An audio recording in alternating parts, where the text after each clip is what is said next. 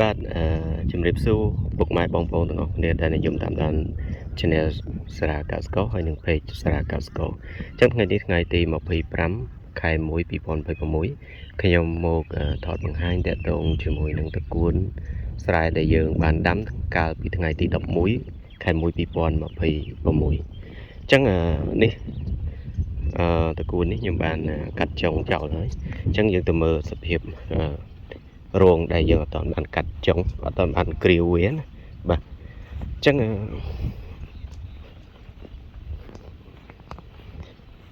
បាទអញ្ចឹងតកួន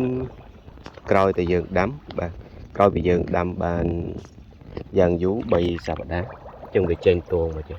បាទចេញព្រួយមកបែបហ្នឹងអញ្ចឹងព្រួយដំបូងនេះដោយបងប្អូនឃើញជាក់ស្ដែងបាទព្រួយវាអត់ធំទេគាត់នៅវាតកួនសម្រាប់តកួនពូជចេញមកវាអត់ធំប៉ុន្តែវាឡើងវាសក្បោះសស្អាតអញ្ចឹងបាទដូចបងប្អូនឃើញអញ្ចឹងនៅពេលដែលក្រោយដាំអាយុវា20និយាយទៅអាច3សប្តាហ៍បាទអាច3សប្តាហ៍វាចេញមកចេញត្រួយច្រើនបែបនេះវាលាស់ត្រួយចេញមកក្រៅរោងបែបនេះអញ្ចឹងអាហ្នឹងគឺជាអាយុកាលមួយដែលយើងអាចកាត់បាទយើងអាចកាត់ឬក៏គ្រាវវគ្គទី1បានទេផលប្រយោជន៍ដែលយើងគ្រាវវគ្គទី1នេះគឺទី1គ្រាវទៅយើងអាចនៅពេលដែលយើងគ្រាវហើយអញ្ចឹងយើងអាចផ្ដាច់ទឹកវាបាទផ្ដាច់ទឹកវាឲ្យកោករយៈពេលប្រហែលជា4ថ្ងៃបាទ4ទៅ5ថ្ងៃផលប្រយោជន៍នៃការផ្ដាច់ទឹកនេះគឺទី1ឲ្យតកួននឹងបន្ទាប់ពីយើងគ្រាវបើសិនជាបងប្អូនទុកទឹកគឺតកួនឡើងក្រហមហើយបាទបានន័យថាវាអន់ណាអញ្ចឹងបើសិនជាបងប្អូនគ្រាវឬក៏កាត់ចុងវាហើយបងប្អូនអាចផ្ដាច់ទឹកវារយៈពេលយ៉ាងយូរបំផុត5ថ្ងៃបាទអញ្ចឹងបើក្តៅខ្លាំងបងប្អូនផ្ដាច់តែ4ថ្ងៃអញ្ចឹងទៅអញ្ចឹងយើងបន្ទាប់ពីយើងផ្ដាច់ហើយយើងបញ្ចូលទឹកវិញប៉ុន្តែបញ្ចូលត្រឹមតែ1លីត្រដីធម្មតាទេបាទអត់ឲ្យជ្រៅទេយើងបញ្ចូលទឹកហ្នឹងឲ្យតែលិចដីកុំឲ្យស្មៅដុះហើយបងប្អូនអាចបាញ់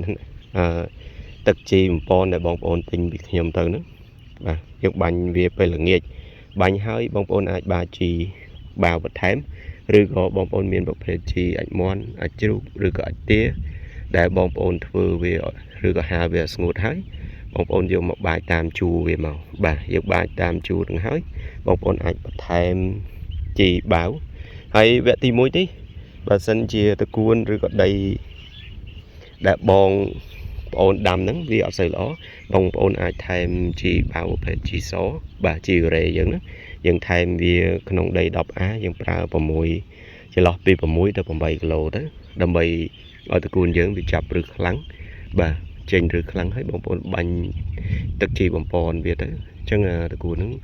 ក្រោយពីយើងថែទាំលក្ខណៈបែបហ្នឹងហើយអញ្ចឹងក្រោយពេលអាយុតកួននឹងបាន1ខែ10ថ្ងៃខ្ញុំប្រកាសថាបងប្អូនអាចកាត់បាទអាចកាត់តកួនបាន100%បាទអញ្ចឹងដោយទីតាំងខ្សែនេះបងប្អូនឃើញកាលនៅពេលដែលយើងបាទនៅពេលដែលខ្ញុំដាំថ្ងៃទី11ខែ1 2026ខ្ញុំបានថតបង្ហាញជូនបងប្អូនដែរអញ្ចឹងតកួនអាយុកាលកន្លះខែជាងដូចមើលសភាពមកបាទសភាពវាស្អាតបាទចេញមកសភ្លឺ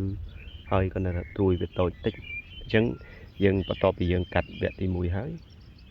លើកក្រោយត្រួយធំយើងអាចកាត់លក់លើទីផ្សារបានហើយបាទហ្នឹងហើយអញ្ចឹងវីដេអូនេះខ្ញុំមានតែប៉ុណ្្នឹងទេហើយបងប្អូនមានចម្ងល់អាចឆាតសួរនាំបន្ថែមបានបាទហ្នឹងហើយអញ្ចឹងនេះប្រភេទយើងគ្រាវយើងអាចយកទៅស្លយកទៅអីទៅឬក៏លក់ជាតកួនសម្លក៏បានដែរដោយសារយើងគ្រាវដំបូងនោះតងយ៉ាងស្មើតិចប៉ុន្តែវាយើងអាចយកទៅស្លយកអីបានអញ្ចឹងប៉ុន្តែបើយើងអត់គ្រាវទេវគ្គទី1ហ្នឹងតកួនអត់ធំទេអញ្ចឹងបើអញ្ចឹងបងប្អូនមិនបាច់ស្ដាយទេយើងត្រូវតែកាត់វាចោលយកទៅស្លយកអីចឹងទៅបាទអរគុណបាទអញ្ចឹងនេះទីតាំងដដែលបាទទីតាំងដដែលក៏នៅជាប់ភ្លឺគ្នាអញ្ចឹងខ្ញុំ vực mình ấy ôi đám có chui đám bà nhập đám thêm đây mà còn chất tiên chân ti tăng đấy mà còn lại những về chỗ sơ mà hạn tích bà chân là dựng đám định nhưng trường nghiệp bóng ổn chắc dựng đám ở về miền bà miền chu miền bờ tọt tới hay bà sân dự bóng ổn miền thuần tiến miền thuần tiến nó về đời chọn đám bóng ổn này đám pi tật mà đám bà pi tật mà đám tới tam chu nó rồi chỉ lọt rốn bà đây tôi thấy bóng ổn bà thầm pi mát bóng bày được nhiều màu bà nhưng bà thầm pi mát bày vẫn bà hay nó về đám bóng ổn bày lốp được đi được bóng ổn khơi sụp ra tất cứ đã thầm lịch đây của mọi việc màu đọc bản năng bà hay ăn oi cột thì bà sân việc cột tới vì tụi cuốn những ăn bình rồi cả đám vì tụi mồm là về prai luôn luôn loạt luôn bán chẳng vì tất cả về dạng tách nó có bị sập đá đây còn đây bộ sân việc bóng ổn đâm hay đã tức mà là một việc nhóm chẳng vì ai prao pe tại bay sập đá nhưng ai kêu bà ai cắt trùi chênh đôi tí tăng chọp cái này nâng đây bà chắc ở con chỉ đó nữa hay sân gặp là buộc mãi bóng bóng ngọc để chui xe video khi mà nè mỗi đầm bầy ở khi mà miền thực chất bà miền cầm lăng chất đầm bầy vừa đầm bầy thọt video chui bóng bóng bắt thành tiền bà chắc ở con chỉ đó chun bộ ông bố mình ngọc này sọc vài được ngọc này chụp nên là video cái rồi